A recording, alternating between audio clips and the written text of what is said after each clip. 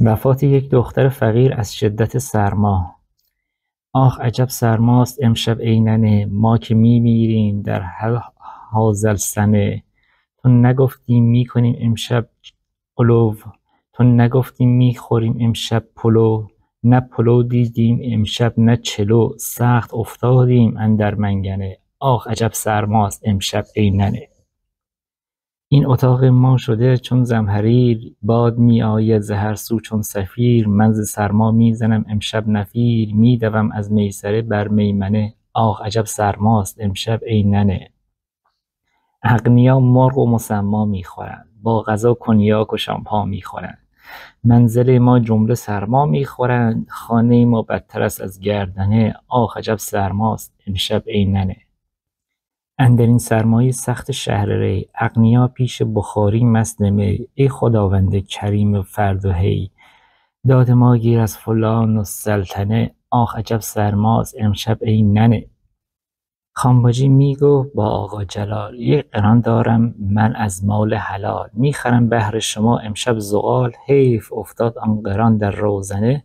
آه عجب سرماست امشب ای ننه. می خورد هر شب جناب مستطاب، ماهی و قرقاول و جوجه کباب. ما برای نان جو در انقلاب، وای اگر ممتد شود این دامنه. آه عجب سرماست امشب ای ننه. شاباجی می گفت سنگک می خریم، با پنیر و سبزی امشب می خوریم. از قرار گفته ملا کریم، خورده در بازار از خرها تنه. آه عجب سرماست امشب ای ننه. فکر آتش کن که مردم آبجی جان، شام هم امشب نخوردم آبجی جان.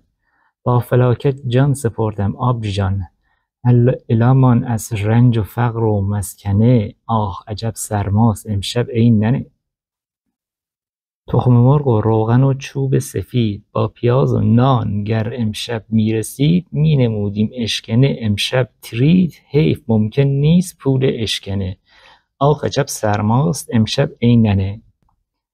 گر رویم اندر سرای اغنیا، از برای لقمه نانی بینوا. قابچی گوید که گم شو بی حیا، می درد ما را چو شیر ارژنه. آه عجب سرماست امشب ای ننه.